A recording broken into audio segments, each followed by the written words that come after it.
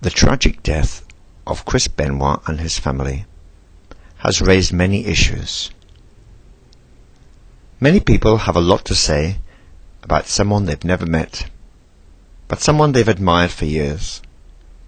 That doesn't mean they don't have a right to say what they feel, and it doesn't mean that they're wrong. Many people who knew him feel there's no way he would have done it. I personally am convinced he didn't do it. For 1.5 weeks now, I've studied this case, and there are many issues outstanding. Today I'm going to deal with just one issue. I'm going to examine briefly the case of someone who might have done it. This does not mean that they did it, but what it does mean is that it's a call for the police to examine whether they did it or not, and if they didn't, to rule it out as irrelevant. Many people have questioned the potential role of Kevin Sullivan in this tragedy.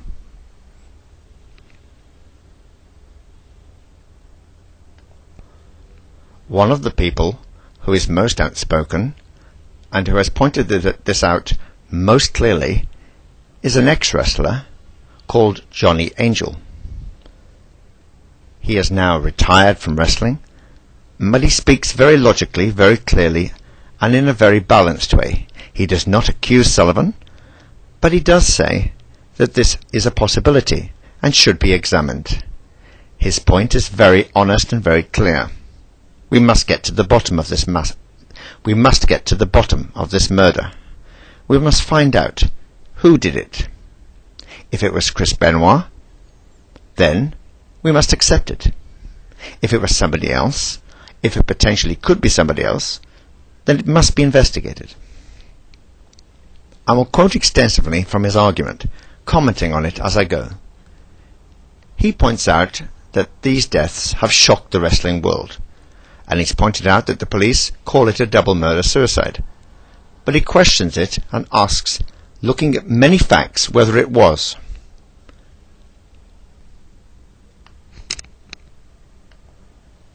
He points out that it's exactly 10 years since Nancy divorced Kevin Sullivan and married Chris Benoit. This is a fact. It's also a fact that it was scripted at that time, 10 years ago, actually 11 years ago, that his wife Nancy should have an affair, or at least appear to have an affair, with Chris Benoit, who was then a member of the Four Horsemen. Now this was a good angle, and it was entertaining. The only issue was, the acting became reality, and Chris and Nancy actually fell in love, and Nancy divorced Sullivan to marry Benoit. This was not about Benoit stealing a wife or anything. It was simply a matter of falling in love and moving on. Benoit then left the WCW to go to work for WWE, which was then known, of course, as the World Wrestling Federation, the WWF. Now it's a fact, and he's correct here, that Sullivan threatened Benoit and told him he would kill him. This is a very important point. This is well known within the wrestling world. As a wrestler before, Johnny Angel testifies to the fact that he did say he would kill him. Now whether Sullivan meant it, whether Sullivan was just joking, or whether Sullivan was just carrying on an act, we really don't know. But that was 10 years ago. Now, Johnny Angel argues that Sullivan is very calculative. He's a calculating person, a cold-hearted individual, says Johnny. And he points out that today, according to sources close to him, Kevin Sullivan is a high-ranking member of the Satanic Church. Whether he is or not, I really don't know, but this should be investigated. And he goes on to explain why it should be investigated. He says that the police need to consider the possibility that Sullivan carried out these gruesome murders in order to have his revenge, which is what Satanists live for. He argues that he could have entered the home with an accomplice or with many accomplices and held the Benoit family at gunpoint. He goes on to argue that Sullivan could have then bound up Nancy and made Benoit and his son watch as he strangled the life out of her. Now, whether he did or not, we really don't know. But, amongst many possibilities, this is a possibility. His point is that Sullivan could easily have entered the house.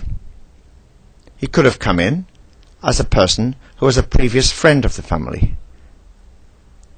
He could have easily gone in, because he could have got in by contacting Nancy, and then, when Benoit was in the doctor's, it's quite possible that he came in and was even invited in by Nancy, who believed he was there just as a friendship, as a friend, or maybe to make a gesture of friendship.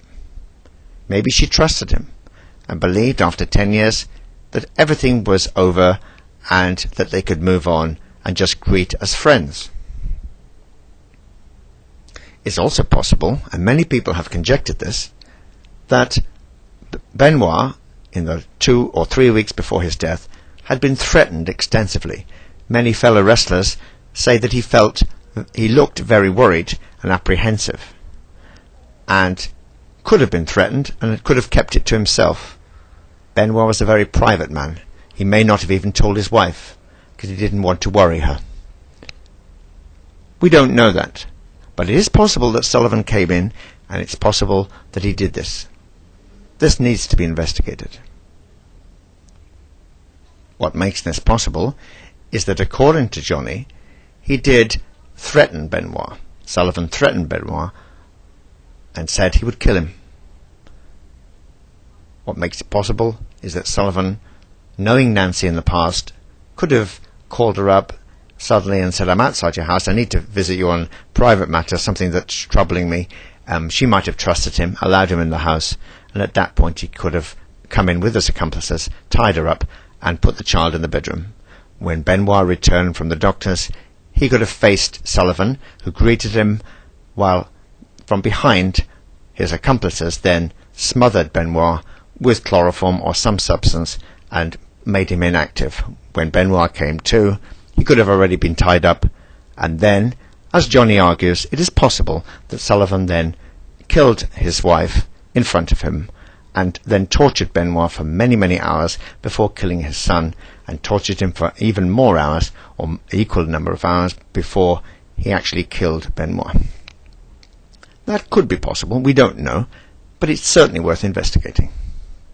What makes it worth investigating are the threats. What makes it worth investigating is the fact that Benoit married Sullivan's wife, and Sullivan was not very happy about that. What makes it worth investigating is that Sullivan never had a child with Nancy, and Benoit did. What makes it worth investigating is that Benoit was increasingly becoming more and more successful, was about to win the ECW title to add to his whole array and collection of titles, and Sullivan certainly could have been jealous. Now, we don't know, nobody knows, but this is a police investigation, and we should not make an apology for the police investigating every aspect, including whether Sullivan did it. The motive is there. We need to investigate and make sure it didn't take place in that way. Conversely, it is very hard to work out the motive for Benoit.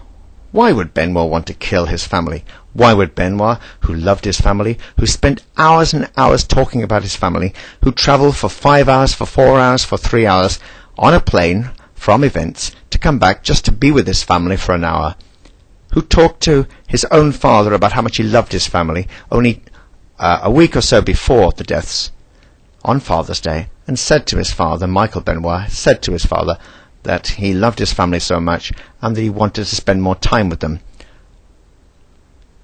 These are not the words of someone who's about to kill them.